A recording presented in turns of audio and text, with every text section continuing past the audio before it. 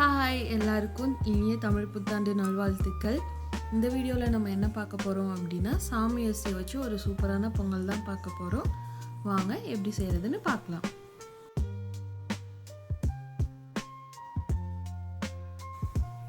நான் இன்னைக்கு இந்த படியில் 2 படி சாமி அரிசிக்கு 1 படி பாசி பருப்பு எடுத்திருக்கேன். இது ரெண்டையும் நல்லா 2 மணி நேரம் ஊற வச்சு எடுத்துக்கலாம். அப்போ தான் நமக்கு வெந்து வர்றப்போ பொங்கல் கன்சிஸ்டன்சி நல்லாயிருக்கும்.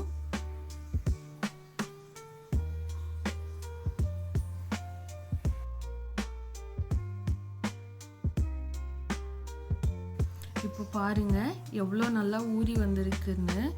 இப்போ இதை நம்ம பொங்கல் வேக வைக்கலாம். ஃபஸ்ட்டு நம்ம தாளிக்காமல் வேக வச்சுட்டு கடைசியாக தாளிச்சிக்கலாம். 1 டம்ளர் சாமை அரிசிக்கு 3 டம்ளர் தண்ணி ஊற்றணும். எக்ஸ்ட்ரா 1 டம்ளர் ஊற்றுனீங்கனாலும் ஒன்றும் ஆக போகிறதில்ல.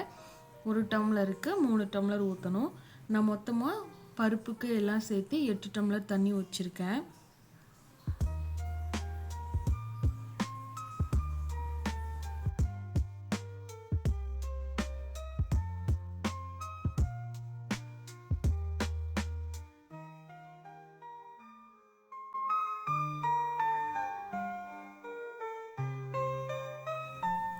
இப்போது 4 பச்சை மிளகாய் கீரி சேர்த்துக்கலாம்.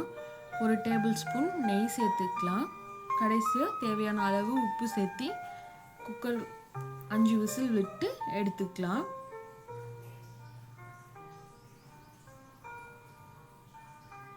இப்போ பாருங்கள் அந்த பொங்கல் எவ்வளோ நல்லா குழஞ்சி வந்திருக்குன்னு. இதுதான் பர்ஃபெக்டான கன்சிஸ்டன்சி பொங்கலுக்கு. இப்போ நம்ம தாளிப்பழம் சேர்த்திக்கலாம்.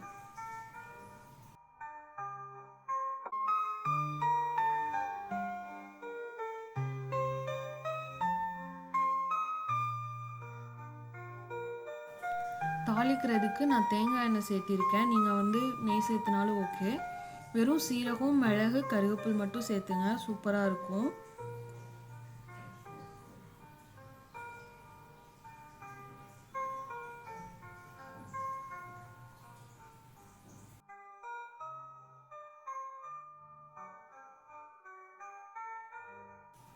இப்போ நமக்கு சூப்பரான சாமை அரிசி பொங்கல் ரெடி.